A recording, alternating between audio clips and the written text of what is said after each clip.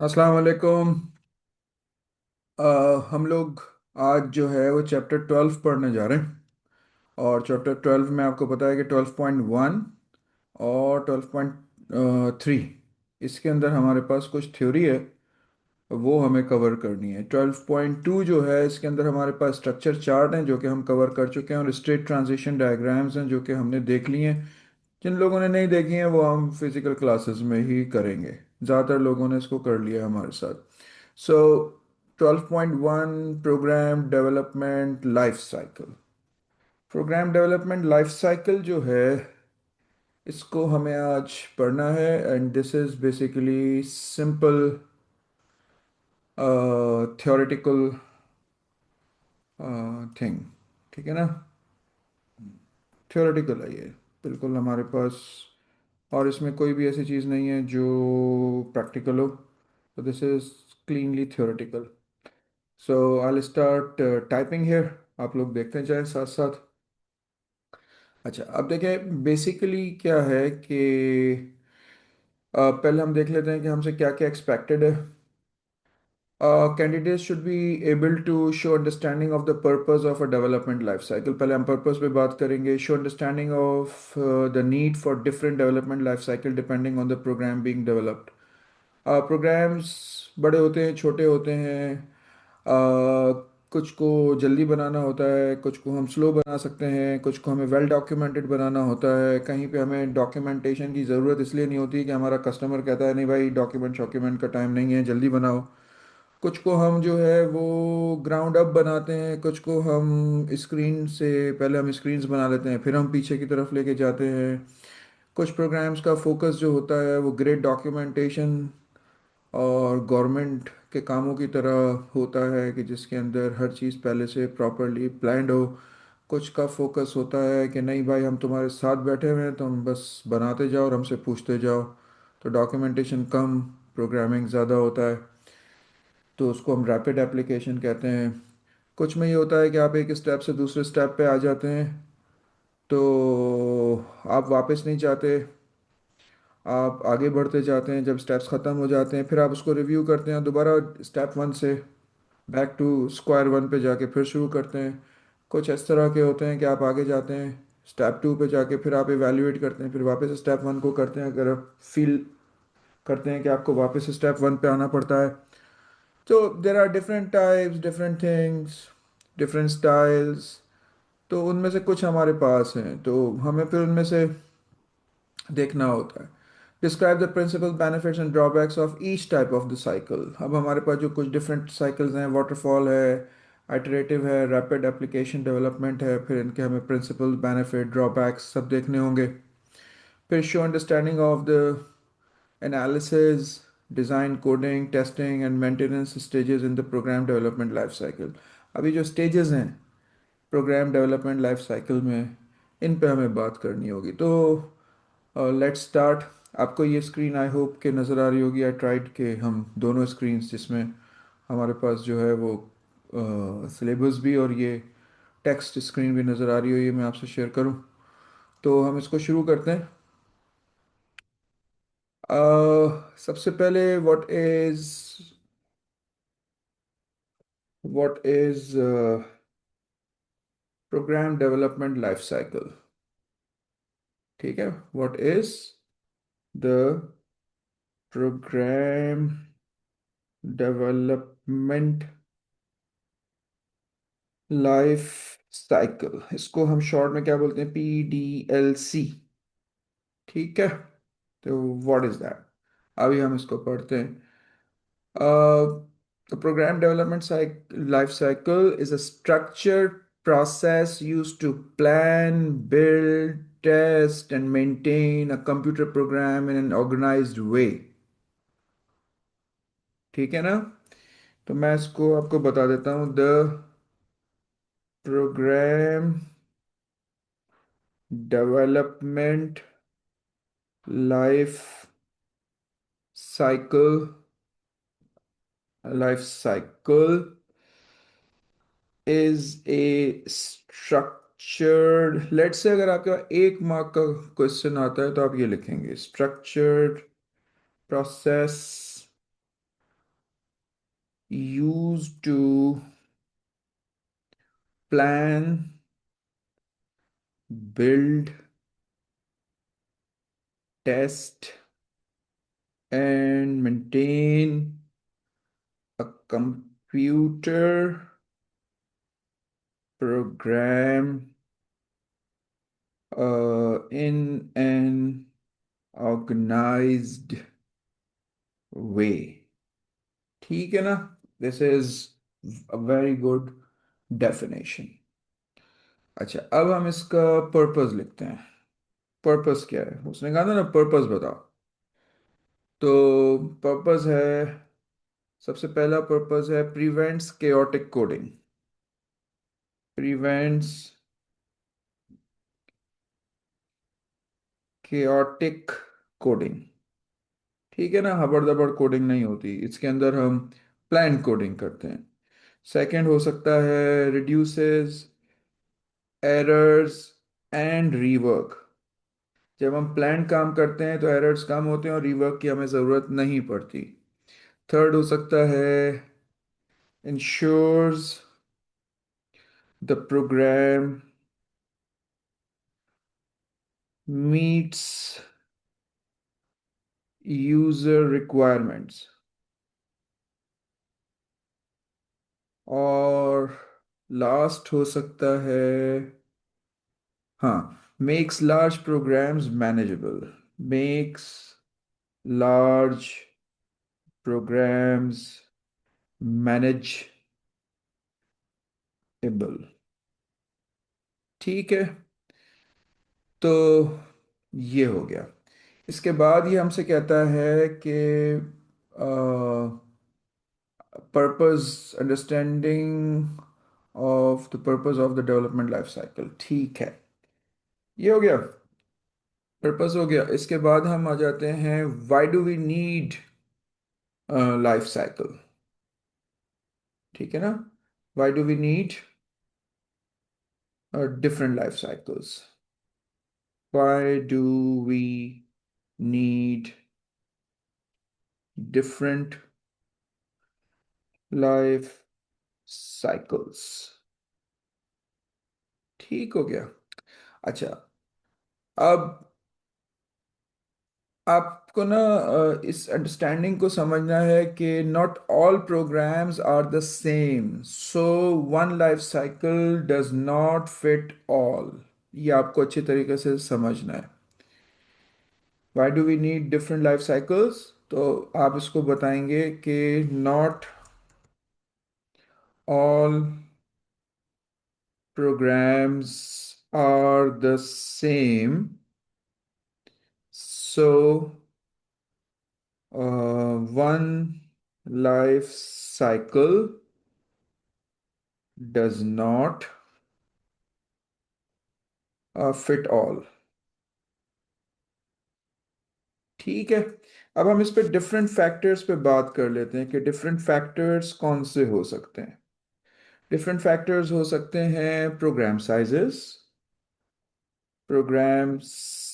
हो सकते हैं, जिसमें स्मॉल स्क्रिप्ट्स आते हैं, छोटे प्रोग्राम्स. और बड़े बड़े गवर्नमेंट साइज, ऑर्गेनाइजेशन साइज आ सकते हैं, जिनको हम कह सकते हैं एंटरप्राइज सिस्टम्स. एंटरप्राइज सिस्टम्स ये आ सकते हैं हमारे पास. दूसरा हो सकता है फैक्टर जिसमें हमें डिफरेंट लाइफ साइकिल्स चाहिए हो, रिक्वायरमेंट स्टेबिलिटी. अब रिक्वायरमेंट स्टेबिलिटी ये होता है कि कुछ प्रोग्राम्स ऐसे होते हैं जिनकी रिक्वायरमेंट्स हर वक्त चेंज होती रहती हैं, कुछ जो होती हैं फिक्स्ड होते हैं. अब जैसे बड़ी ऑर्गेनाइजेशंस हैं या गवर्नमेंट है, उनके काम एक ही तरीके से होते हैं चाहे बहुत बड़े पैमाने पे हो, तो उनकी जो स्टेबिलिटी है वो कांस्टेंट है, फिक्स्ड है. लेकिन छोटे छोटे प्रोग्राम्स हैं, जैसे हमारे ऑपरेटिंग सिस्टम्स हैं, गेम्स हैं, डायनामिक, जिसमें भी चेंज होते रहते हैं, मुसलसल रिक्वायरमेंट्स चेंज होती रहती हैं, वो चेंजिंग है. तो उनके अंदर हमें डिफरेंट लाइफ साइकिल्स चाहिए होती हैं. तो हम यहाँ पे लिखेंगे रिक्वायरमेंट स्टेबिलिटी. रिक्वायरमेंट स्टेबिलिटी, और इसके अंदर आ जाएगा फिक्स्ड वर्सेस चेंजिंग। तीसरा हो सकता है टाइम प्रेशर। बाज औकात सॉफ्टवेयर बनाने वाले को क्लाइंट जो है ना वो कहता है नहीं भाई हमारे पास इतना टाइम नहीं है कि हम डिज़ाइनिंग फेस में जाएं, प्लानिंग फेस में जाएं, एनालिसिस फेस में जाएं। बस हम बैठो और जो हम बताते जा रहे हैं करते जाओ। ठीक है ना। तो टाइम प्रेशर हो सकता है। फिर यूज़र इन्वॉल्वमेंट भी हो सकती है। बाज़ यूज़र इन्वॉल्व होना चाहते हैं, बाज़ कहते हैं खुद ही देखो भाई। तो यूज़र इन्वॉल्वमेंट भी हो सकती है। और रिस्क लेवल, जितने आप थॉरो इन्वेस्टिगेशन करते हैं उतना आपका रिस्क लेवल कम होता चला जाता है। तो ये है, that's why we use different development models. सही है। That's why that's why we use different development models. अच्छा, अब आ जाएं यहाँ पर। इन्होंने show understanding of the purpose of the development life cycle, ये हमने कर लिया। Show understanding of the need of different development life cycle dependent on the program being developed including. अब ये कहता है वाटरफॉल है, आइटरेटिव है, रैपिड एप्लीकेशन डेवलपमेंट है। अब इसके बारे में थोड़ा सा डिस्कस करते हैं। ठीक है। अच्छा, अब हमारे पास है अ, सबसे पहले हमारे पास है waterfall model.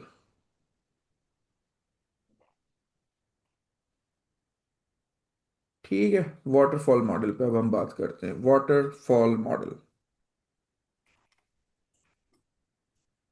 Waterfall model. Waterfall model क्या होता है?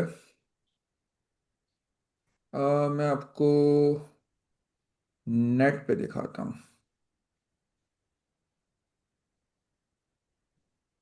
होल्ड करें।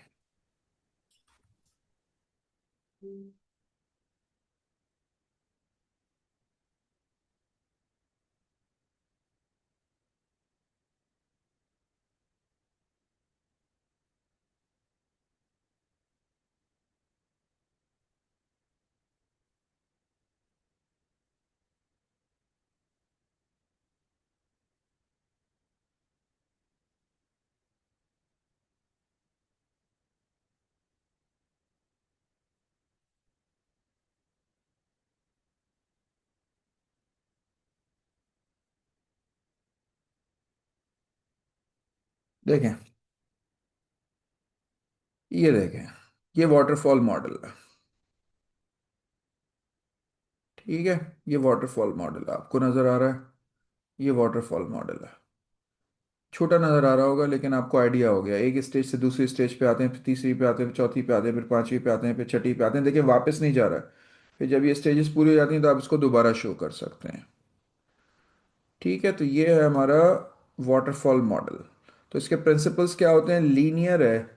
लीनियर का मतलब है स्टेप बाय स्टेप है। One stage must finish before the next step begin, या नेक्स्ट स्टेज बिगिन्स। ठीक है ना। No going back back is possible, और no going back back is easily है। मतलब it is not possible, it is not easy. Stages flow है। अब हमारे पास यहाँ तो डिफरेंट नज़र आ रहा है लेकिन आपके सिलेबस के हिसाब से एनालिसिस है, फिर डिज़ाइन है, फिर कोडिंग है, फिर टेस्टिंग है, फिर इम्प्लीमेंटेशन। यहाँ पे आपको डिफरेंट नज़र आ रहा है। आपका सिलेबस डिफरेंट कहता है।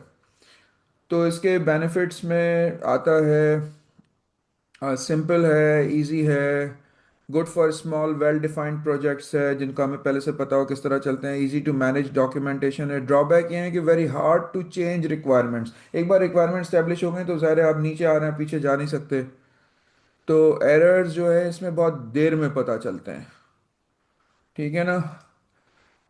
Sir should we draw this diagram? नहीं बेटा, ये डायग्राम जो है ना ये डिफरेंट है। ये डिफरेंट है। मैं आपको ना ये डायग्राम्स क्लास के बाद भेजूंगा। डिफरेंट है ये। मैं आपको डिफरेंट डायग्राम भेजूंगा। ये नहीं आपको इस्तेमाल करनी। ठीक है ना। अच्छा, रिस्क लेवल बेटे ये होता है कि जितनी वेल डॉक्यूमेंटेड वर्किंग होती है उतने रिस्क कम हो जाते हैं। फॉर एग्जांपल आपने अगर वेल डॉक्यूमेंटेड नहीं किया, आपने जल्दी जल्दी किया, कुछ चीज़ें रह गई, अब आपका सॉफ्टवेयर बन गया, पता चला कि कुछ चीज़ें तो हैं ही नहीं, तो एक्सेप्ट नहीं होगा। वक्त, पैसा, लोग, एक्सपेक्टेशंस सब ज़ाया होना शुरू हो जाएगा। ठीक है ना? तो a well documented program, a well research programs will give you well made as expected software.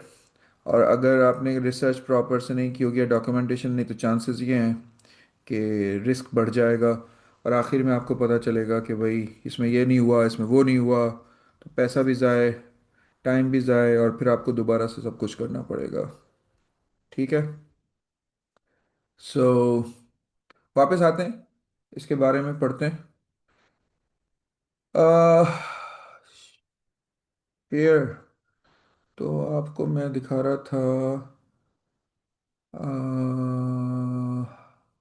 Acrobat और टेक्स्ट एडिट, ये देखें जी। तो वाटरफॉल मॉडल के बारे में हम पढ़ रहे थे। तो वाटरफॉल मॉडल, इसके इमेजेस के लिए जगह छोड़ दीजिएगा, इमेजेस मैं आपको भेजूंगा, फिर आप उनको कॉपी कर लीजिएगा। तो वाटरफॉल मॉडल में मैं आपको बता रहा था कि वाटरफॉल मॉडल के प्रिंसिपल्स क्या हैं।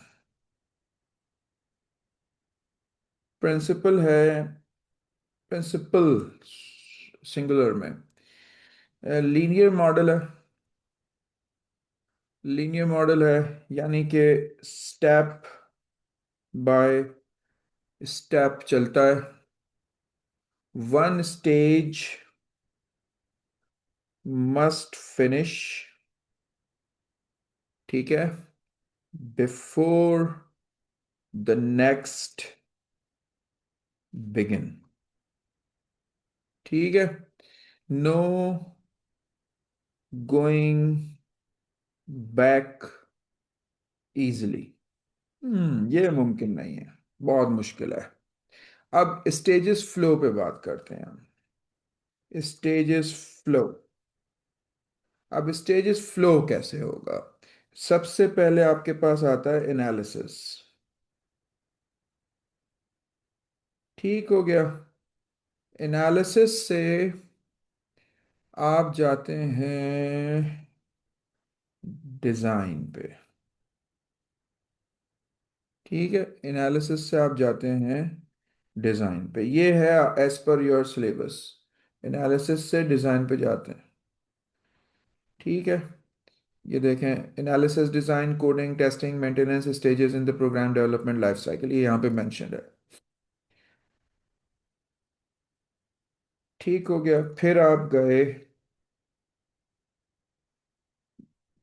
एनालिसिस, डिजाइन पे गए, डिजाइन से आप गए कोडिंग पे, कोडिंग से आप गए, एक second, let's save space,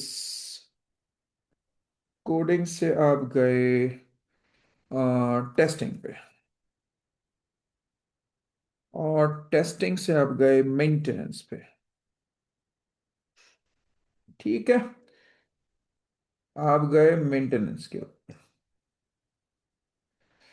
so analysis, analysis से आप डिजाइन पे गए, डिजाइन से आप कोडिंग पे गए, कोडिंग से आप गए मेंटेनेंस पे। अच्छा, अब ये है इसके स्टेजेस का फ्लो है ये। अब आते हैं इसके हम बेनिफिट्स पे। इसके बेनिफिट्स क्या होंगे? इसका बेनिफिट होगा आपको simple and easy to understand, simple and easy to understand. दूसरा इसका बेनिफिट हो सकता है आपके लिए good for small and well defined projects, good for small well defined projects, uh, easy to manage and document, exactly, easy to manage and document, ये हो सकते हैं इसके बेनिफिट्स। इसके बाद हम आते हैं इसके ड्रॉबैक्स क्या हो सकते हैं। ड्रॉबैक्स तो ऑब्वियसली सबसे बड़ा ड्रॉबैक है कि आप रिक्वायरमेंट चेंज नहीं कर सकते, वापस जाना आपका मुश्किल है। तो आ जाते हैं very hard to change requirements. Very hard to change. एक बार रिक्वायरमेंट्स स्टैब्लिश हो गई, आप आगे बढ़ गए, तो फिर आप वापस नहीं जा सकते। और जिसकी वजह से अगर आपके पास कोई एरर्स अकर कर जाते हैं प्रीवियस स्टेज में, तो आप आगे बढ़ जाते हैं और फिर वो एरर्स आपके कैरी होते रहते हैं। जब आपको पता चलता है तो बहुत देर हो चुकी होती है। तो हम लिख सकते हैं errors discovered late. Discovered late. और इसके अंदर एक और इशू होता है, पुअर यूजर इन्वॉल्वमेंट। एक बार यूजर से हमने सब कुछ पूछ लिया, उसके बाद यूज़र की इन्वॉल्वमेंट जब आती है जब हम लोग टेस्टिंग करने के बाद इम्प्लीमेंट कर देते हैं और मेंटेनेंस शुरू होती है उसके बाद। ठीक है ना, टेस्टिंग करने के बाद हम इम्प्लीमेंट करते हैं, फिर यूज़र उसको चेक करता है, फिर मेंटेनेंस आती है, फिर आता है। यानी यानी कि एनालिसिस की स्टेज में यूज़र होता है, अब मेंटेनेंस के पहले यूज़र होता है, बीच में कहीं यूज़र नहीं होता। तो पुअर यूज़र इन्वॉल्वमेंट है ये। सो the waterfall model is suitable when requirements are clearly defined and unlikely to change। Dynamic नहीं है। ठीक है ना जी। हाँ ये इजी है, ये इजी है।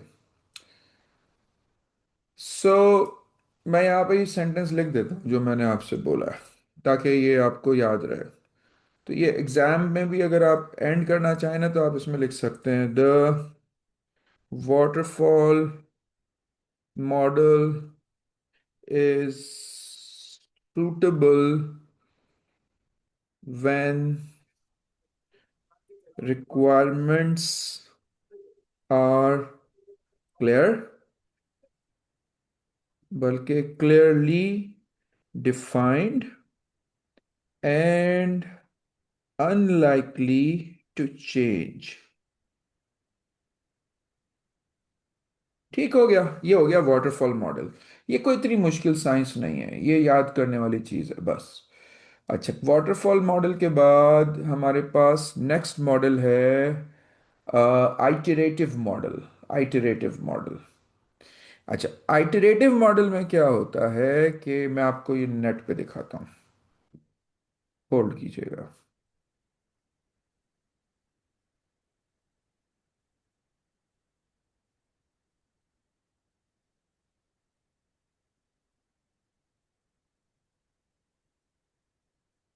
हम्म,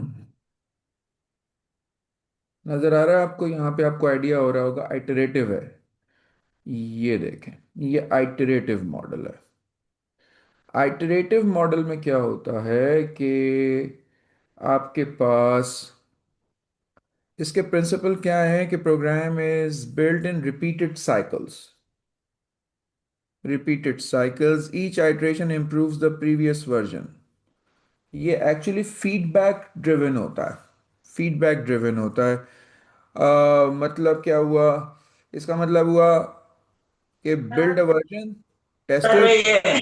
नहीं उधर रही, नहीं इम्प्रूव। उधर रही, नहीं उधर। अरे यहाँ भाई, उतर रही है। अरे अंडर वेरी पहनी है। अंडर वेरी पहनी है, मसा नहीं है। बाद आवाज बंद।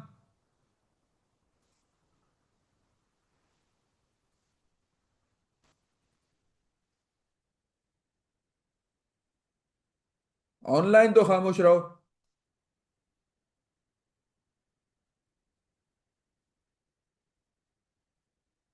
अच्छा, तो हाउ इट वर्क्स, हम क्या बात कर रहे थे? हाउ इट वर्क्स, आप एक वर्जन बनाते हैं, उसको टेस्ट करते हैं, इम्प्रूव करते हैं, रिपीट करते हैं, और बस आप इस तरीके से चलते रहते हैं ना। पूरा प्रोग्राम नहीं बनाते, और मतलब पूरा प्रोग्राम बना के आप अरे हवाले नहीं कर देते, आप इसको बनाते हैं ये। लेकिन इतना बड़ा प्रोग्राम होना नहीं चाहिए, फिर ये प्रोग्राम छोटा होता है। तो इसका आइडिया क्या होता है कि आप इसको जल्दी जल्दी बनाएं और जो है वो अपने यूज़र को दिखाते रहें। तो ये बड़ा फास्ट चलता है, ये देखें। रिक्वायरमेंट एनालिसिस हुआ, डिज़ाइन हुआ, इम्प्लीमेंटेशन हुआ, टेस्टिंग हुई, एवोल्यूशन हुआ, दिखाया, फिर शुरू हो गए दोबारा। तेज़ी से चलता रहता है, तेज़ी से चलता रहता है। तो इसके अंदर हम क्या करते हैं? Build a version, test it, improve it, repeat. तो अर्ली डिटेक्शन ऑफ एरर हो जाती है इसमें, जल्दी जल्दी फ्लेक्सिबल टू रिक्वायरमेंट चेंजेस होता है, तो कंटिन्यूस इंप्रूवमेंट होती रहती है। ड्रॉबैक्स ये होते हैं कि इसको मैनेज करना बहुत मुश्किल होता है, क्योंकि बहुत तेज़ी से आप पूरा सिस्टम बार बार बना रहे होते हैं, और डेवलपमेंट का टाइम अब आप खुद सोचें इसमें इंक्रीज कर जाएगा। ठीक है ना। और इसकी प्लानिंग अच्छी होनी चाहिए, जिसकी प्लानिंग अच्छी होगी तो इसमें आप जो होगा वो ज़बरदस्ती बार बार एक ही काम नहीं कर रहे होंगे। ठीक है, तो उसकी मैनेजमेंट मुश्किल होती है। So the iterative model allows feedback to be incorporated through development. आप बनाएं दिखाएं, फीडबैक को लें, दोबारा बनाएं फिर दिखाएं, फिर फीडबैक को लें, फिर बनाएं दिखाएं, दोबारा फीडबैक को लें। इस तरीके से काम करता है। ठीक है। So let's get back.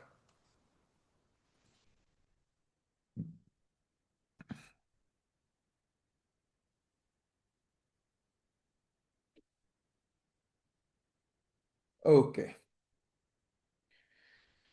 अब हमारे पास आ गया द आइटरेटिव मॉडल।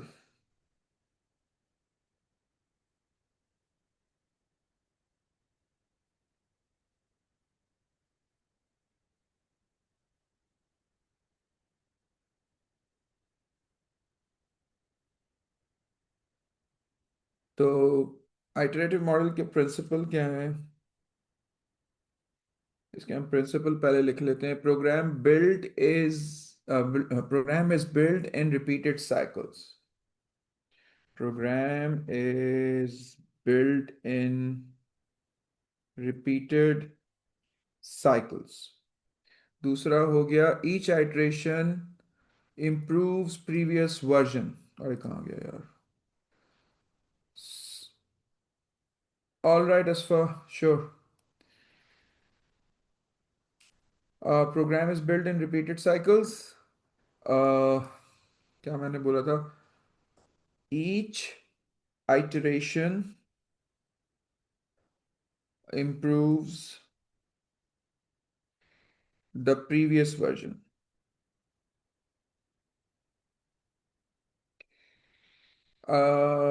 और मैंने आपसे एक वर्ड यूज किया था, क्या किया था? हाँ, फीडबैक।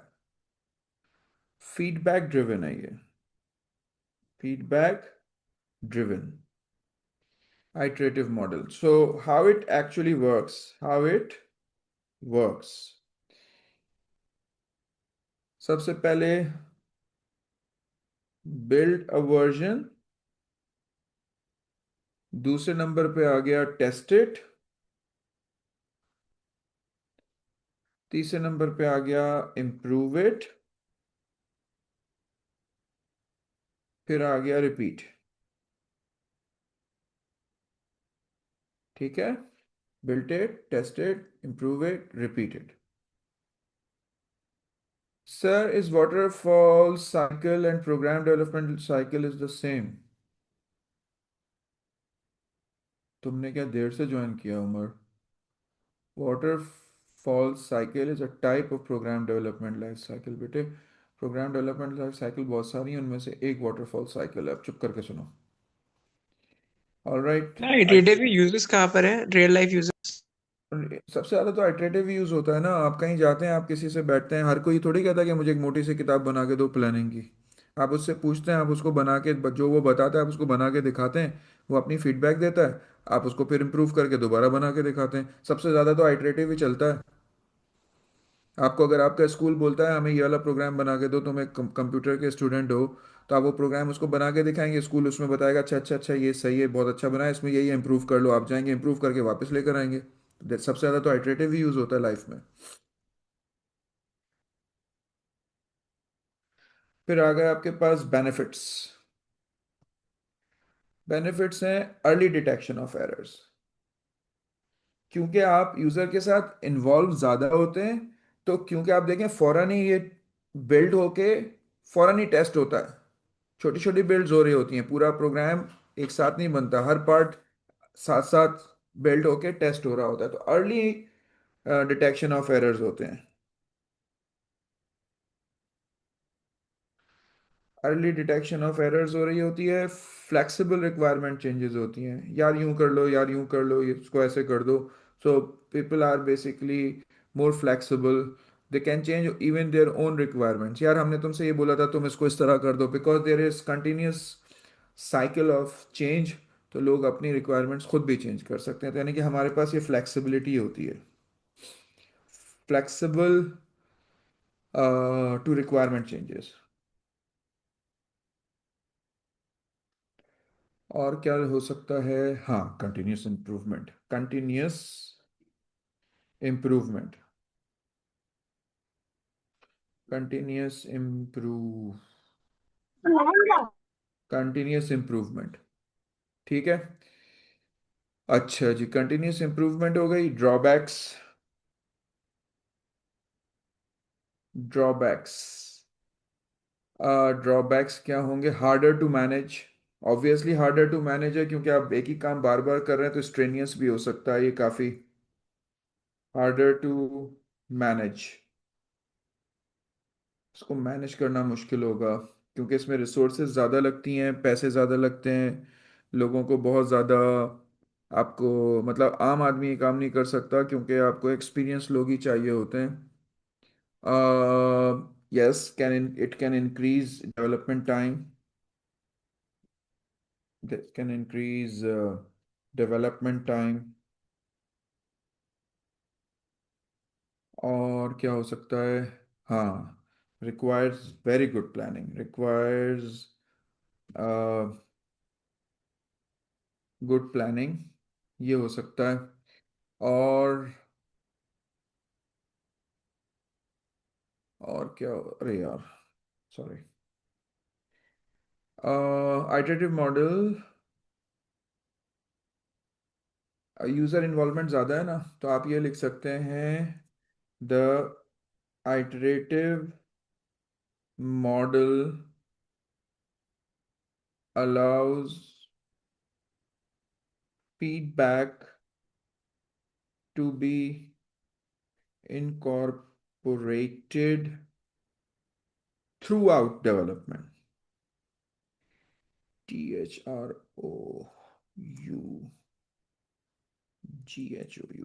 throughout development। ठीक है। तो ये हो गया आपका आइटरेटिव मॉडल। हमें बहुत ज़्यादा डिटेल में नहीं जाना, इतना बहुत है। अच्छा जी, अब आपके पास जो अगला मॉडल है वो है rapid application development, RAD। All right sir, इसका मतलब क्या होता है? किसका बेटा, किसका क्या मतलब होता है? Myra, sir, when does the repetition stop? When the customer is satisfied, they say, okay, we accept it, or you are now sick of it। यार कब तक बनवाओगे, बहुत हो गया, हो तो गया, छोड़ दो। So when does this repetition stop? It stops when either of the parties are satisfied। ठीक है।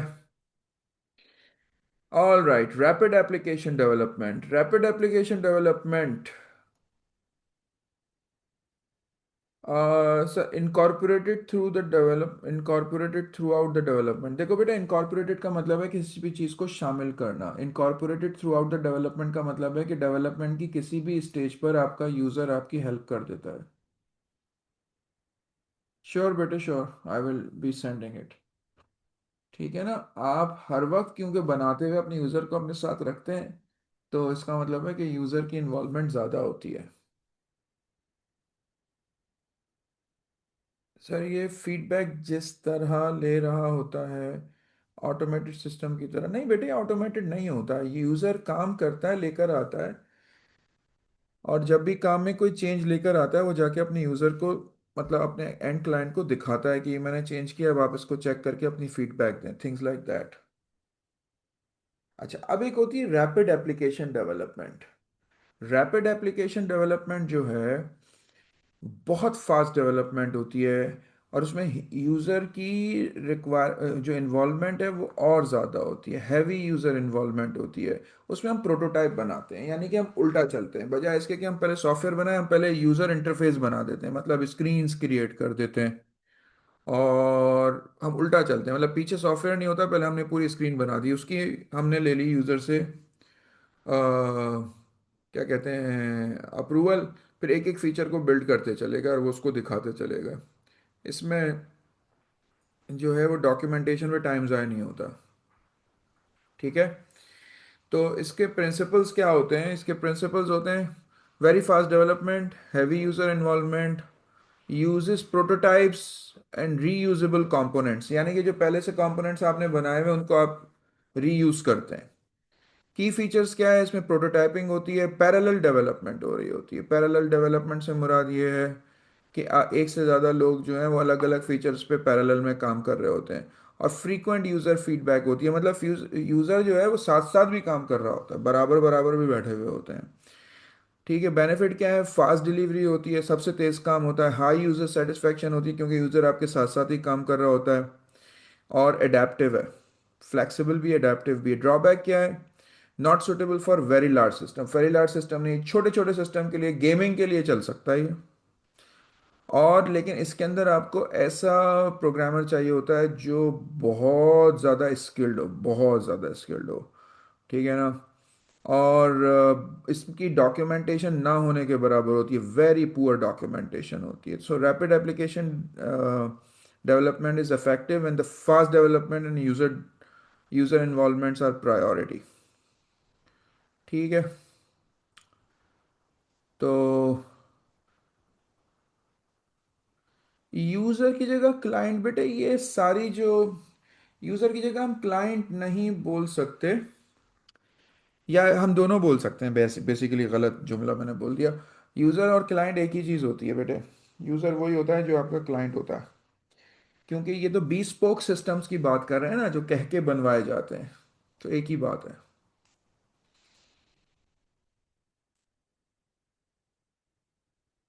ऑल राइट, अब हम आते हैं, इस पे आते हैं, rapid application development. Rapid application development, rapid application development, RAD। ठीक है जनाब, पहले आ जाते हैं इसके प्रिंसिपल पे। प्रिंसिपल, ये मैं हेडिंग्स इसलिए इस्तेमाल कर रहा हूँ कि ये आपकी हेडिंग्स यहाँ से उठा रहा हूँ मैं, ये कह रहा है ना कि प्रिंसिपल बताओ, ड्रॉबैक्स बताओ, बेनिफिट्स बताओ, तो वो ये वाले जो इसने बोले हैं वो मैं यूज़ कर रहा हूँ। प्रिंसिपल क्या होते हैं इसके, प्रिंसिपल हैं इसके वेरी फास्ट डेवलपमेंट। दूसरा प्रिंसिपल क्या मैंने आपको बताया था, heavy user involvement.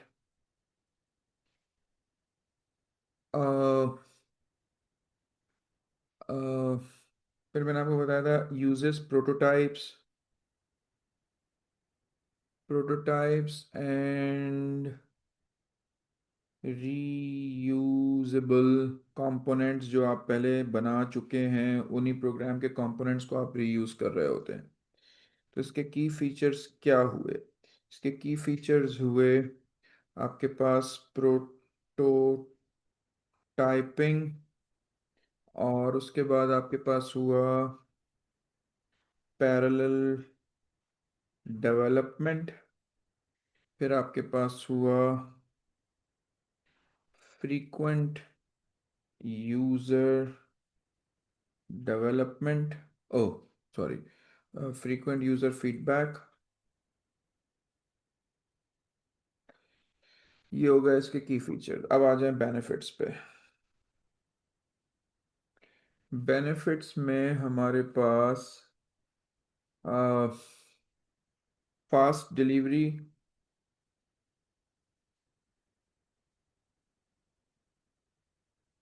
Fast delivery,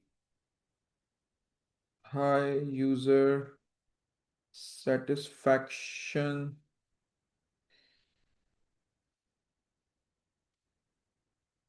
flexible and adaptive. और फिर आ जाए ड्रॉबैक्स पे। ड्रॉबैक्स में मैंने आपको क्या बताया कि सूटेबिलिटी, हाँ, not suitable for very large systems or requires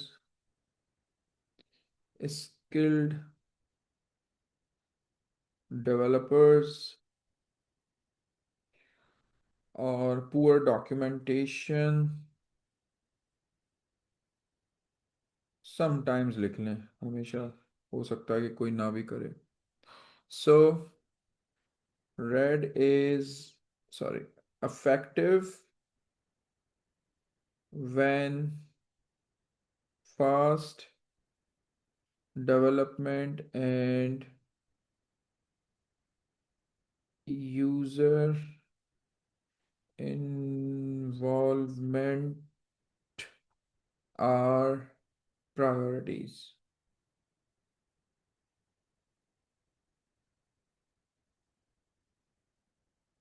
ठीक हो गया. अब अब हम इसके ना थोड़े से बेनिफिट, उस पे कंपैरिजन पे बात करते हैं. सर पुअर डॉक्यूमेंटेशन से क्या मुराद है? देखो बेटा, एक डॉक्यूमेंटेशन की होती है, दो किस्म की डॉक्यूमेंटेशन होती हैं. एक होती है डॉक्यूमेंटेशन जो आप यूज़र को देते हैं, how to use the system. एक डॉक्यूमेंटेशन होती है, how did you make the system. तो ये जो टेक्निकल डॉक्यूमेंटेशन होती है, how did you make the system, how did you analyse the system, वो नहीं होती. वो आप जो सुनते जाते हैं, वो आप बस सुन के बनाते चले जाते हैं सिस्टम, आप उसको लिखते नहीं हैं. मतलब जैसे आपने एक इंटरव्यू लिया, उसको आपने लॉग किया, आपने लोगों से क्वेश्चनर्स फिल करवाए, वो आपने लॉग किया, आपने फ्लो चार्ट बनाए, आपने सूडो कोड बनाए, आपने जो है वो क्या होते हैं, अम, वो जो सर्वे फिल करवाए, आपने खड़े होके जो वर्किंग हो रही थी वो देखा आपने, और एक्चुअल ऑब्जर्वेशंस ली, आपने रिक्वायरमेंट स्पेसिफिकेशंस बनाई, उनको फिर आपने डॉक्यूमेंट करने के बाद यूज़र से अप्रूव करवाया. मतलब it's a lengthy lengthy lengthy process. उसके बाद फिर आपने बैठ के डिज़ाइनिंग कंप्लीट करी, यूआई यूएक्स की स्क्रीन्स बनाई, उनको अप्रूव करवाया, उसके बाद सूडो कोड, फ्लो चार्ट्स, सब कुछ बनाए, फिर आप डिज़ाइन स्टेज में गए. मतलब इतनी डिटेल में काम नहीं होता. व्हाट टाइप ऑफ क्वेश्चंस बेटे, ये मैं आपको आखिर में जो है ना पास पेपर के क्वेश्चंस बताऊंगा. Sir can you explain parallel development? बिल्कुल मायरा, मैं आपको बताता हूँ कि व्हाट इज पैरेलल डेवलपमेंट.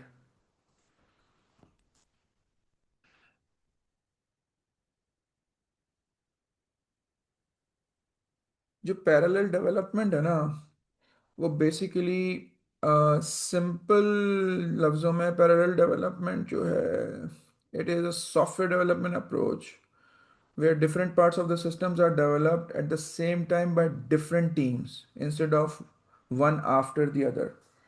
सही है ना? अभी मैंने आपको पहले भी बताया था कि हम उसको क्या करते हैं कि हम सॉफ्टवेयर को हिस्सों में डिवाइड कर देते हैं, और फिर हर हिस्सा अलग अलग टीम बना रही होती है, क्योंकि हमें तेज़ी से काम करना होता है. तो एक सॉफ्टवेयर को डिवाइड करके हर कोई अपने अपने हिस्से का काम कर रहा होता है. मतलब कुछ प्रोसीजर फंक्शंस कोई बना रहा होता है, कुछ प्रोसीजर फंक्शंस पैरेलल में कोई और बना रहा होता है. ठीक है ना? तो ये क्या करता है कि ये डेवलपमेंट टाइम को रिड्यूस कर देता है, डिलीवर हम सिस्टम को फास्ट कर सकते हैं. तो बजाय इसके हम वेट कर रहे हैं, हम कि हम पहले एक मॉड्यूल ए ख़त्म करें फिर मॉड्यूल बी शुरू करें, हम तेज़ी से काम कर रहे होते हैं. Sir can you write down the parallel development? What is the parallel development? अच्छा, ओके, लिखता हूँ, रुको.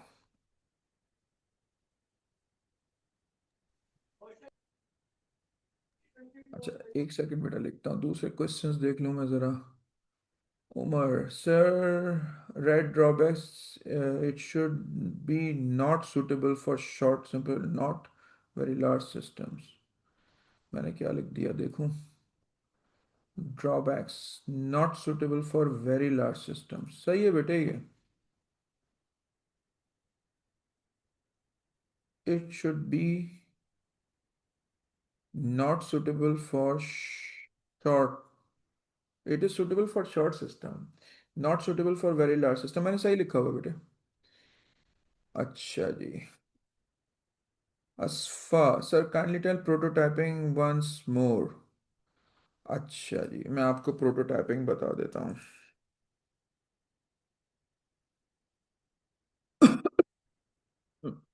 प्रोटोटाइपिंग जो है ना, prototyping basically is the process of creating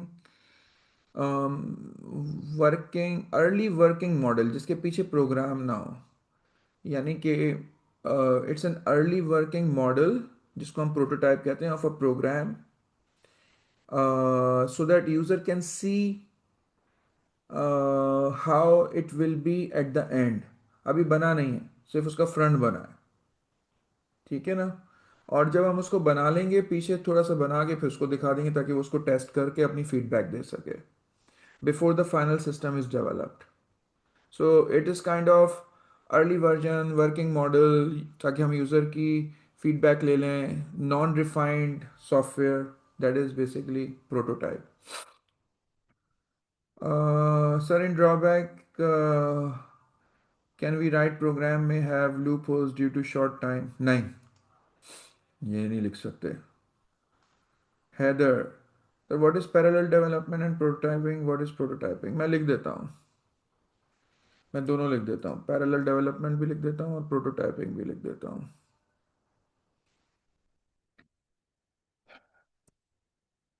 parallel development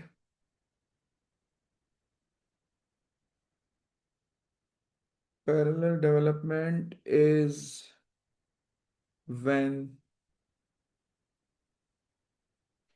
different components of a system are developed simultaneously by different teams to reduce overall development time। ये हो गया हमारा पैरेलल डेवलपमेंट। फिर आपने कहा what is prototyping? Prototyping is the process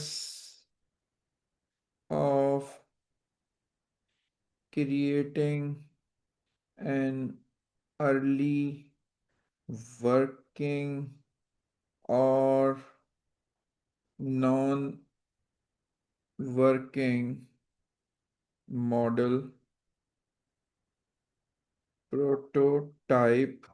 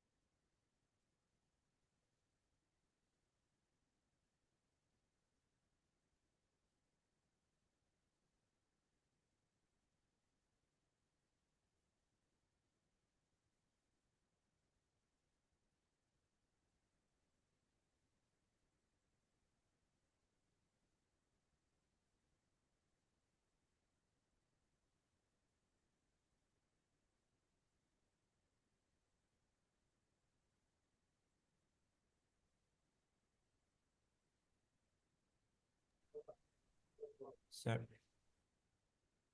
hold on बेटे, hold on.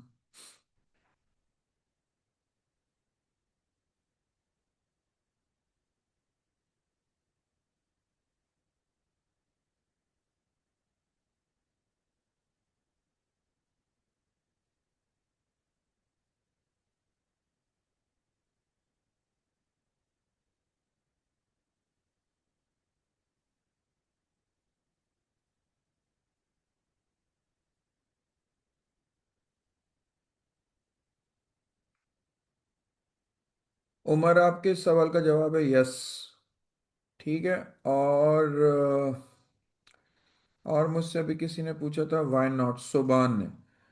तो बेटा ड्रॉबैक हम इसलिए नहीं लिख सकते कि अगर आपके पास बहुत शॉर्ट टाइम है तो हम इतना शॉर्ट टाइम थोड़ी करते हैं। ये तो हमारी वीकनेस हुई कि हमने एक प्रोग्राम ऐसा बनाया जिसमें हमने लूप होल्स छोड़ दिए, क्योंकि आपके पास रैपिड एप्लीकेशन डेवलपमेंट में यूज़र की इन्वॉल्वमेंट ज़्यादा होती है, तो लूप होल्स अमूमन रहते नहीं हैं।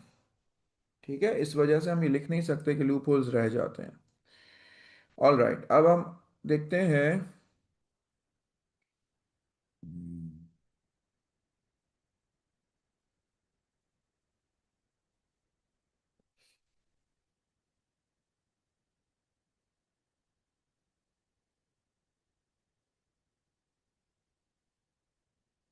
अब हमारे पास अगले क्या है?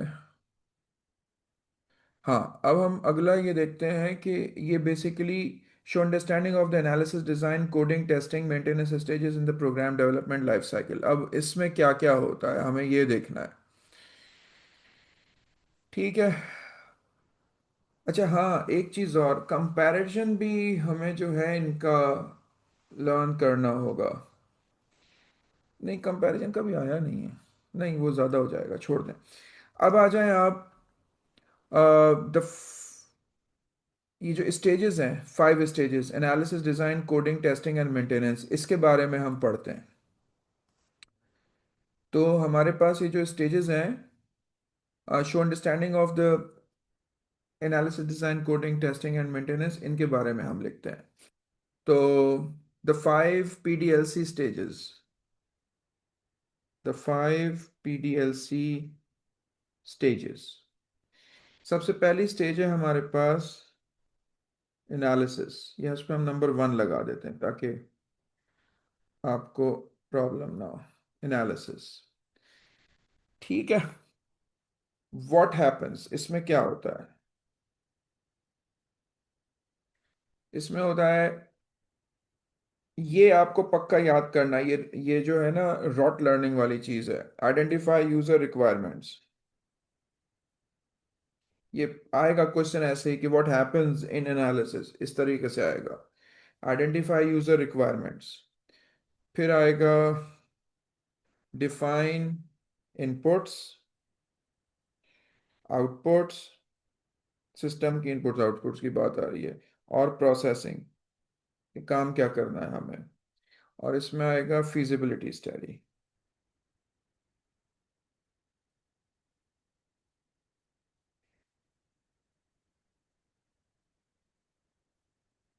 यानी कि हम यहाँ पे अंडरस्टैंड करते हैं, understand what the system must do, what the system must do. अच्छा, अब यहाँ पर हमें जो चीज़ समझनी है वो है फिजिबिलिटी स्टडी। ये फिजिबिलिटी स्टडी क्या होती है? ठीक है ना, ये फिजिबिलिटी स्टडी क्या होती है? तो यहाँ पे मैं आपको बता देता हूँ कि फिजिबिलिटी स्टडी क्या होती है।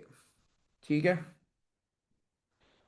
a feasibility study is an investigation carried out during the analysis stage to determine whether a proposed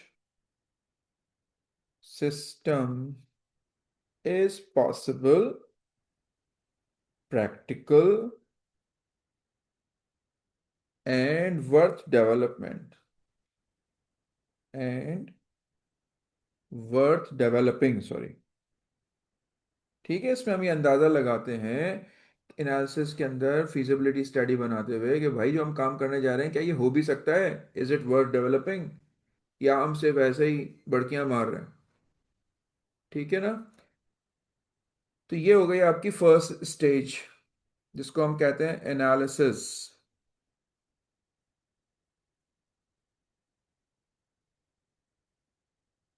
ठीक हो गया, एनालिसिस स्टेज। अच्छा, इसके बाद आपके पास सेकेंड स्टेज आ रही है। एनालिसिस के बाद वो है आपके पास डिज़ाइन।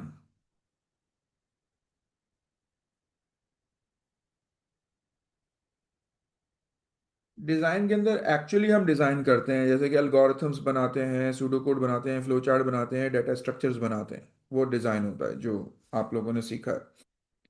सो डिज़ाइन के अंदर व्हाट हैपन्स, इसके अंदर होता है अल्गोरिथम्स। अल्गोरिथम्स, दूसरा है pseudo code, flow charts. Let's keep it to your syllabus ना, आसान वाला। और डाटा स्ट्रक्चर्स। ठीक हो गया, डाटा स्ट्रक्चर ये आप काम करते हैं तो इसकी हम कह रहे हैं planning how the system will work. Planning how the system will work. ठीक है, ये हमारे पास डिज़ाइन है। अब आ जाए, इसके बाद थर्ड स्टेज आती है कोडिंग। फिर डिजाइनिंग के बाद हम करते हैं कोडिंग। सो कोडिंग में क्या होता है, व्हाट हैपेंस, कोडिंग के अंदर राइट प्रोग्राम कोड,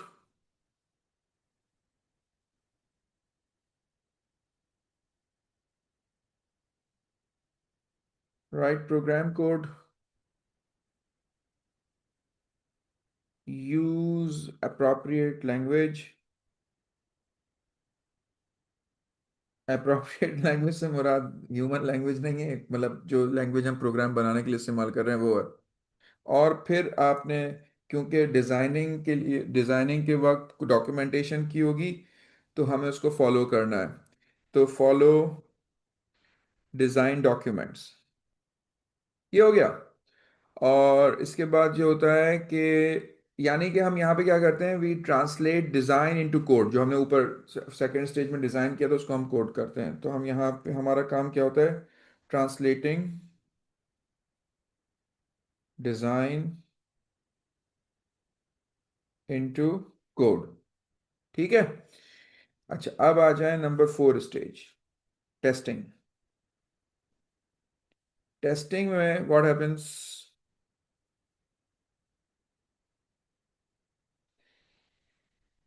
टेस्टिंग के अंदर अब हमने जो प्रोग्राम के यूनिट्स बनाए हुए हैं, मॉड्यूल्स बनाए हुए हैं, फंक्शंस बनाए हुए हैं, प्रोसीजर बनाए हुए हैं, क्लासेस बनाई हुई हैं, वट एवर जो भी यूनिट्स हमने किए हुए हैं उनकी हम यूनिट टेस्टिंग करते हैं।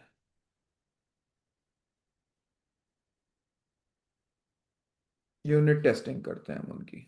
ठीक है। फिर उन यूनिट्स की, प्रोग्राम्स के अंदर जो प्रोसीजर हैं, फंक्शन हैं, क्लासेस हैं, मॉड्यूल्स हैं, उनकी आपस में जो इंटीग्रेशन होती है उसकी टेस्टिंग करते हैं हम। यानी कि वो पैरामीटर सही पास कर रहे हैं, और as a program they are actually acting as we expected. और फिर हम टेस्ट डेटा जो हम क्रिएट करते हैं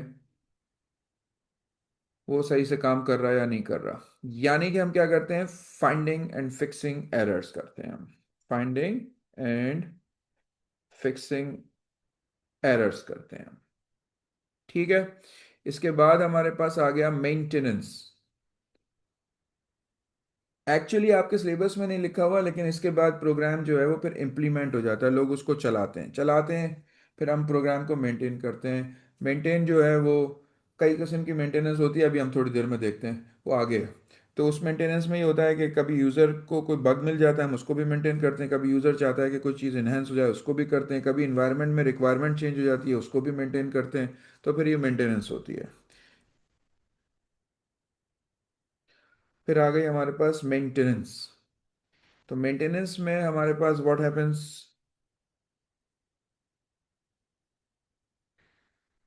what happens in maintenance, bug fixes। Bug fixes हो गया। इसके बाद आप जो अपडेट्स करना चाहते हैं वो मेंटेनेंस में आती हैं। इन्हेंसमेंट्स आती हैं। और मैंने आपको अभी क्या बताया था, हाँ, एडेप्टेशंस। टू न्यू रिक्वायरमेंट्स आता है। और क्या होगा, बस यही होता है। यानी कि हम क्या कर रहे होते हैं, keeping the system usable after delivery. This is what actually we do, keeping the system usable after delivery, ये करते हैं। ठीक है, तो ये आपका बेसिकली 12.1 कंप्लीट हो गया। अब अभी क्योंकि हमने मेंटेनेंस किया है, तो हम सबसे पहले इसके अंदर एक मेंटेनेंस होती है, ये देखें ये वाला part, show understanding of the need of continuing maintenance of a system and difference between each type of maintenance. और इसके अंदर आपके पास जो मेंटेनेंस है वो हमारे पास है, including, sorry, including perfective, adaptive, corrective. ये वाली हमारे पास जो है ना वो मेंटेनेंस है। हम इसको लगे हाथों यहीं पे यहीं कर लेते हैं, अभी हमने अभी पढ़ा है, तो ये हमारे लिए यहाँ पे बड़ा फ़ायदेमंद हो जाएगा। तो अब हम इसी को यहीं पे कंटिन्यू कर लेते हैं। अब हम जो है, हमने यहाँ पर 12.1 कंप्लीट कर लिया, 12.2 हम पहले ही पढ़ चुके हैं, और अब हम आ गए 12.3 में। तो हम ये पहले मेंटेनेंस पढ़ लें, फिर हम आगे चलते हैं।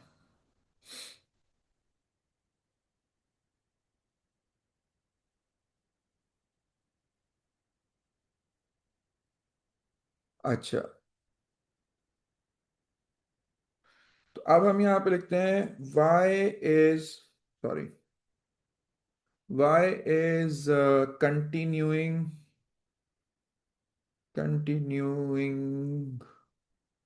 मेंटेनेंस, मेंटेनेंस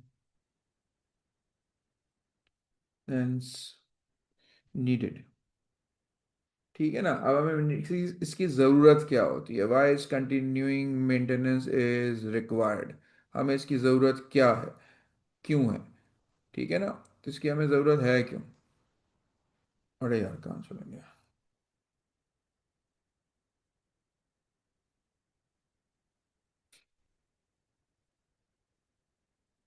ठीक हो गया। अच्छा, अब ये है कि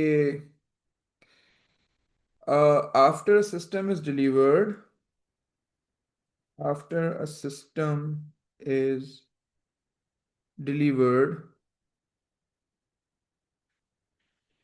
it does not stay perfect forever, it does not stay perfect forever। ठीक है ना, it must be maintained to remain correct, useful, secure, and relevant. Industry में भी चेंज आते हैं, लोगों की रिक्वायरमेंट भी चेंज आते हैं। ठीक है ना, तो अब हम आते हैं कि रीजंस क्या है हमारे पास। तो रीजंस मेंटेनेंस इज नीडेड, कौन कौन से हमारे पास रीजंस हैं। सर कोडिंग स्टेज पर आइटरेटिव टेस्टिंग नहीं होगी, नहीं, कोडिंग पे नहीं होती, बना के पूरा चला के फिर दिखाते हैं। सर एब्स्ट्रैक्शन एंड डिकम्पोजिशन कौन सी स्टेज पे आते हैं, एब्स्ट्रैक्शन डिकम्पोजिशन अलग टॉपिक है बेटा, उसको भी पढ़ते हैं, रुक जाओ।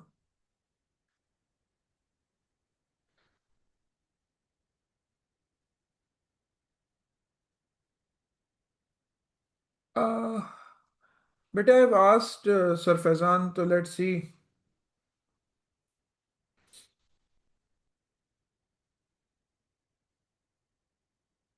रीजंस हम पढ़ रहे थे, क्या क्या रीजंस होते हैं।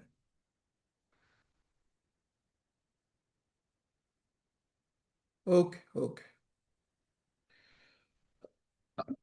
सबसे पहला रीजन हो सकता है bugs appear after real use, bugs appear after real use, सही है ना। उसके बाद हो सकता है यूजर रिक्वायरमेंट चेंज हो जाए, यूजर रिक्वायरमेंट्स चेंज, फिर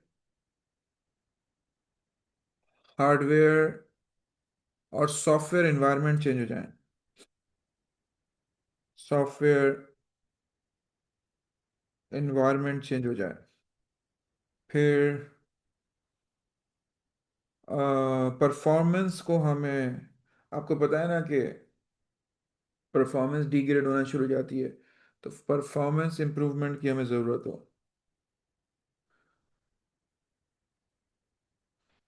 और फिर हमें सिक्योरिटी इश्यूज कोई हमें मिल जाए, सिक्योरिटी इश्यूज आर डिस्कवर्ड, कुछ भी हो सकता है, किसी भी वजह से हो सकता है, तो मेरे जहन में जो आ रहा है हम वो लिख देते हैं।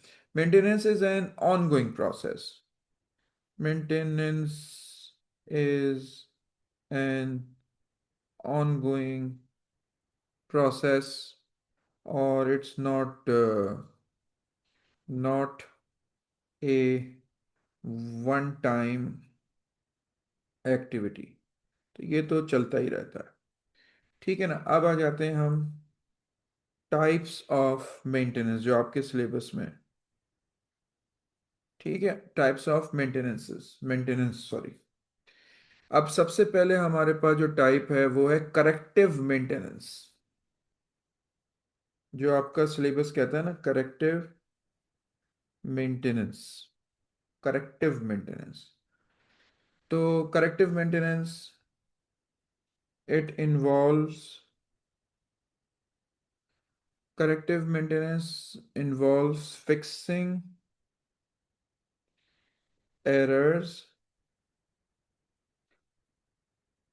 discovered after the system has been implemented। ये करेक्टिव है, after the system has been implemented। ठीक है, सिस्टम लग गया, चलना शुरू कर गया, उसके बाद आ गया। अब इसकी एग्जांपल्स ले लें ताकि आप लोगों को बिल्कुल ये क्लियर हो जाए। प्रोग्राम क्रैश कर रहा है, प्रोग्राम क्रैशेस, या इनकरेक्ट कैलकुलेशंस हो रही हैं, इनकरेक्ट कैलकुलेशंस हो रही हैं, या लॉजिक एरर्स आ रहे हैं, हम एक्सपेक्ट कुछ कर रहे हैं, रिजल्ट कुछ आ रहे हैं, ये वाले जो चेंजेस हैं वो ये हैं। तो अब हमें इसकी ज़रूरत क्या है, वाई नीडेड, हमें करेक्टिव मेंटेनेंस की ज़रूरत क्या है, why do we need it. अब तो आप वैसे तो आप समझ ही गए हैं, फिर भी लिख लें। यानी कि ये पहले क्यों नहीं मिले भाई, तो हम ये इसलिए लिखेंगे कि errors may not be may not appear during testing। जब भी तो पकड़े नहीं गए तो अभी आ रहे हैं ना। फिर इसके अंदर आ जाएगा कि जो रियल वर्ल्ड डाटा है, उसने डाटा ने उस एक्सपोज किया, एक्सपोजेस फॉल्ट्स, हमारे सिस्टम के फॉल्ट उसने एक्सपोज किए हैं। तो इसका मतलब हुआ कि corrective maintenance corrects faults found during, sorry, system operations. जब सिस्टम काम करता है तो एरर्स आते हैं, और उन एरर्स को जो हम सही करते हैं उसको हम कहते हैं corrective maintenance. So this is basically corrective maintenance. ये आपने आंसर करना है, करेक्टिव मेंटेनेंस। अब आ जाए, एक होती है एडेप्टिव मेंटेनेंस। एडेप्टिव मेंटेनेंस का मतलब ये है कि इन्वायरमेंट चेंज हो जाए, रिक्वायरमेंट चेंज हो जाए, उसमें हम इस्तेमाल करते हैं।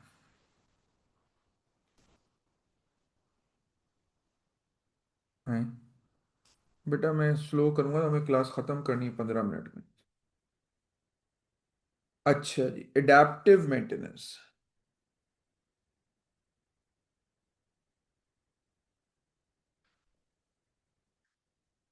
Adaptive maintenance, I will be sharing these notes बेटे। आप लिख रहे हैं तो लिखें साथ में, I will be sharing these, जितना लिख सकते हैं लिखें, बाकी आप बाद में लिख लीजिएगा। तो एडेप्टिव मेंटेनेंस क्या होती है? It is, sorry, it involves modifying the system,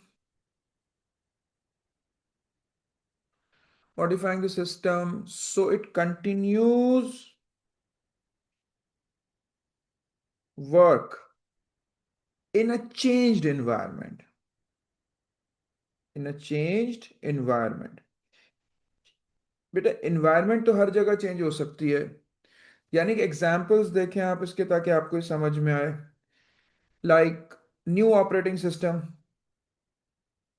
ठीक है ना, न्यू ओएस आ गया, उसमें ये इसको चलाना है हमको. हार्डवेयर अपग्रेड हो गई, इन्वायरमेंट चेंज हो गई, भाई ये पुराना सिस्टम नहीं चल रहा, इसको अपग्रेड करो. रेगुलेशंस, कंपनी की रेगुलेशंस, रूल्स चेंज हो गए. Change in regulations, rules and regulations.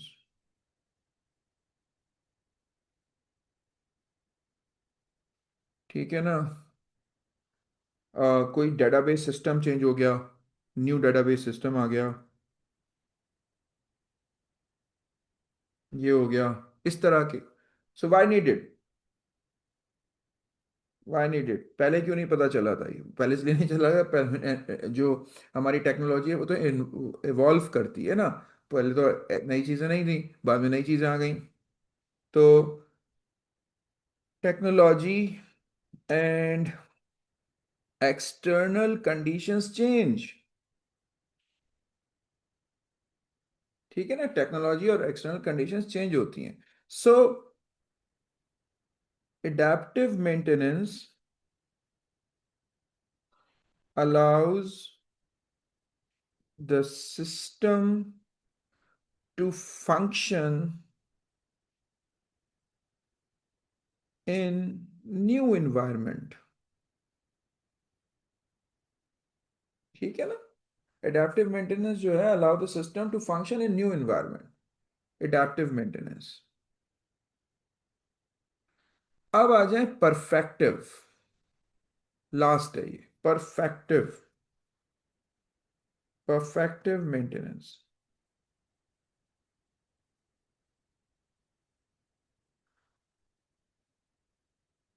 अब ये यूजर की फीडबैक पे होता है. यूजर कहता है इसको ऐसे कर दो, इसको ऐसे कर दो.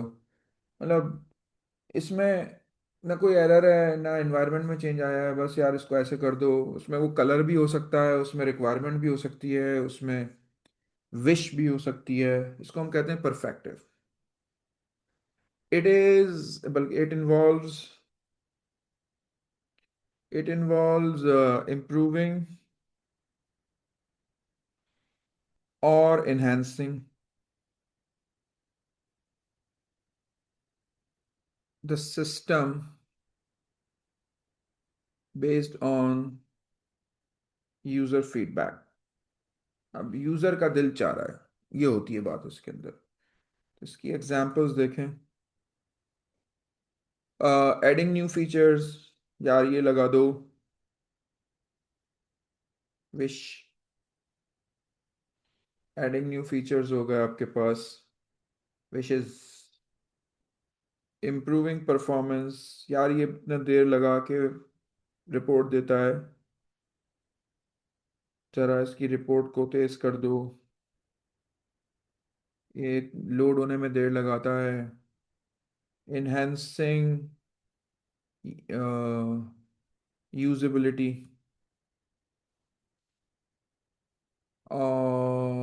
Interface change, UI UX changes. UI UX हो सकता है. यूआई होता है यूजर इंटरफेस, यूएक्स होता है यूजर एक्सपीरियंस. यानी कि यूजर इंटरफेस इंप्रूवमेंट्स, आप इसको समझ लीजिए. Interface improvements. ठीक है. यानी कि perfective maintenance improves system performance or functionality. ये है, ये तीन किस्म की हैं। सही है, तो कौन कौन सी हैं तीन किस्म की? परफेक्टिव, एडेप्टिव और करेक्टिव। करेक्टिव, परफेक्टिव, एडेप्टिव, ये तीन किस्म की हमारे पास मेंटेनेंसेस। ओ, अच्छा जी। अब आ जाए हमारे पास एरर्स। अच्छा, अब ये देखें, ये कहता है show understanding of ways of exposing avoiding faults. अब इसका ताल्लुक उससे नहीं है, कोडिंग से नहीं है, ओ सॉरी, नोट्स से नहीं है, एग्जाम से नहीं है, it's just a phrase in the syllabus. तो बेसिकली वो क्या चाहते हैं? वो कहते हैं कि कोर आइडिया क्या है इसका? Exposing faults means finding errors in the program, avoiding faults means preventing errors from occurring in the first place. आपको मैंने एक दो क्वेश्चंस करवाए थे, उसके अंदर एरर ढूंढने थे, याद है आपको? कोई एरर आउटपुट में था, कोई एरर ऐसा था कि वो आप किसी एरे की इंडेक्स को देख रहे थे जो कि एग्जिस्ट ही नहीं करती। ये उससे रिलेटेड है, ठीक है ना? सो मतलब exposing ways of exposing and avoiding faults in program, basically both are essentials for producing reliable software, ठीक है? सो बेसिकली टॉपिक ये है, locate and identify types of errors. और हमारे पास सिंटैक्स एरर्स हैं, हमारे पास जो हैं वो लॉजिक एरर्स हैं, हमारे पास जो हैं वो रन टाइम एरर्स हैं, ठीक है ना? तो types of errors in programs हमारे पास कौन कौन से हैं?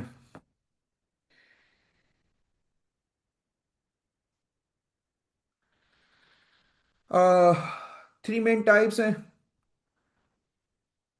Syntax errors. सिंटैक्स एरर्स होते हैं कि आपने जिस तरह लैंग्वेज एक्सपेक्ट करती है सिंटैक्स को लिखना, आप उस तरह नहीं लिखते। तो इट इट अकर्स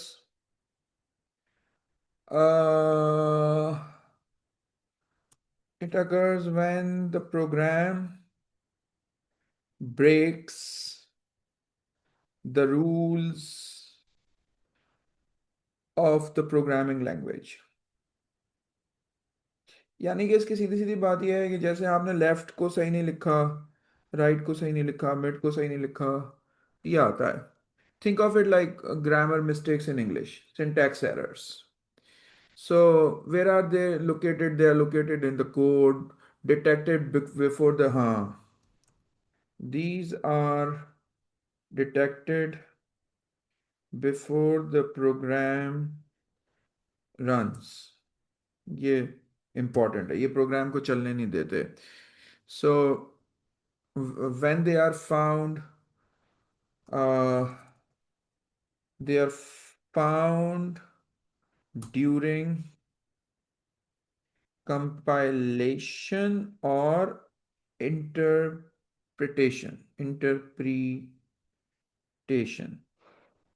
ठीक है ना? अच्छा, अब इसकी एग्जांपल्स देख लें, कोई बईद नहीं आपसे एग्जांपल्स मांग लें। तो इसकी एग्जांपल्स आपके पास होंगी, मिसिंग ब्रैकेट्स, मिसिंग ब्रैकेट्स हो सकती हैं, मिस स्पेल्ड,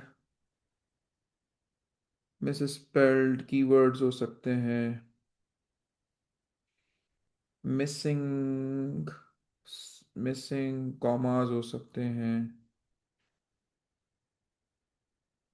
कॉमास हो सकते हैं, uh, पता नहीं, और बस यही आ रहा है मेरे जहन में। So syntax error are detected before the execution and prevent the program for from running. अच्छा, अब आ जाएं आप लॉजिक एरर्स। अच्छा, ये जो लॉजिक एरर्स होते हैं ना, these occur when the program runs without crashing, crashing, but produces incorrect results. सही है ना? चलता है, क्रैश नहीं करता, इन मतलब करेक्ट रिजल्ट्स प्रोड्यूस नहीं करता। So where they are located, they are located in the logic of the algorithms, ठीक है? They are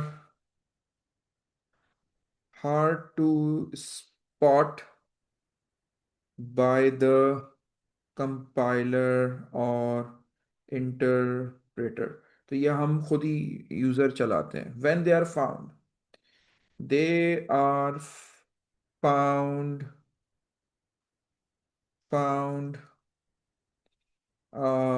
ड्यूरिंग टेस्टिंग, ये टेस्टिंग में पकड़ते हैं हम लोग।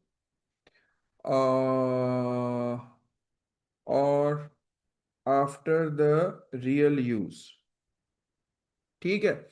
अब हम इसकी एग्जांपल्स देख लेते हैं। एग्जांपल्स इसकी हो सकती हैं using greater than instead of greater than और इक्वल टू, रॉन्ग फॉर्मूला लगा दें आप, इनकरेक्ट इफ की कंडीशन लगा दें आप,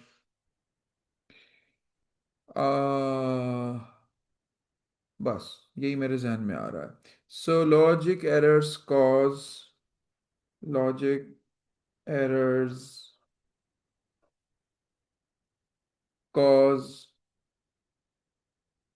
incorrect output even though the program executes successfully। ठीक है, अब आ जाएं तीसरे एरर पर। ये एग्जैक्टली वही है जो आपने ओ लेवल में पढ़ा हुआ है, ये वही वाले एरर्स, इनको हम कहते हैं रन टाइम एरर्स। यानी कि ये जब एरर्स रन टाइम में अकर करते हैं तो प्रोग्राम क्रैश हो जाता है। Run time errors, they occur while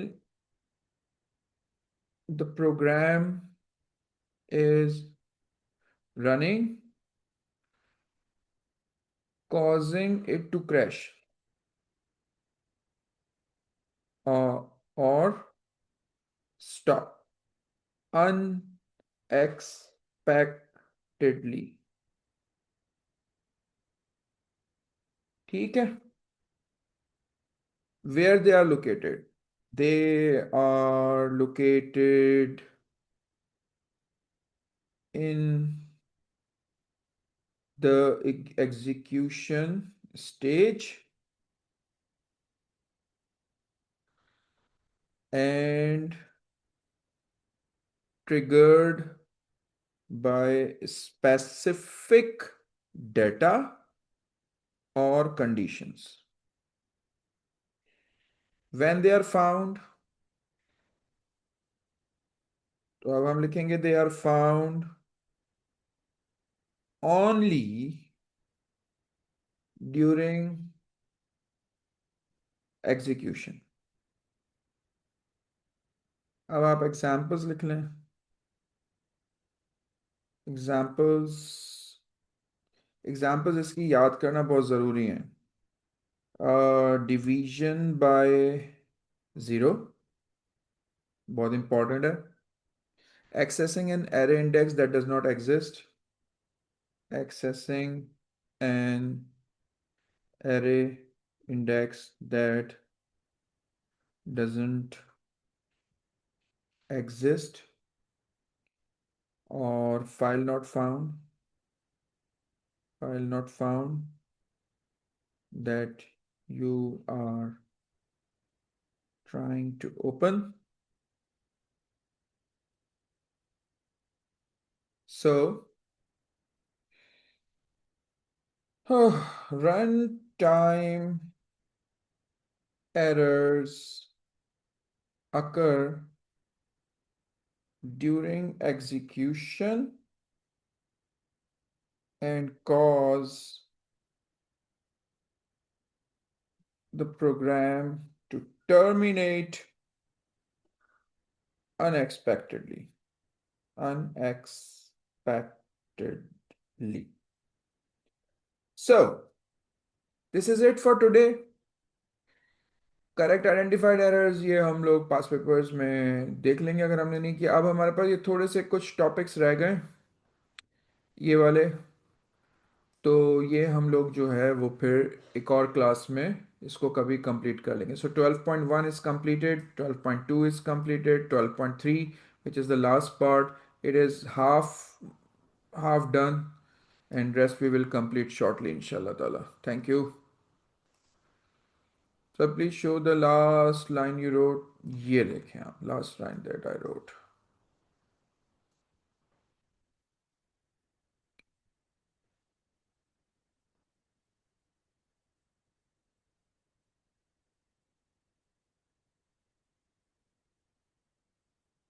अल्लाह हाफिज एवरीवन, अल्लाह हाफिज।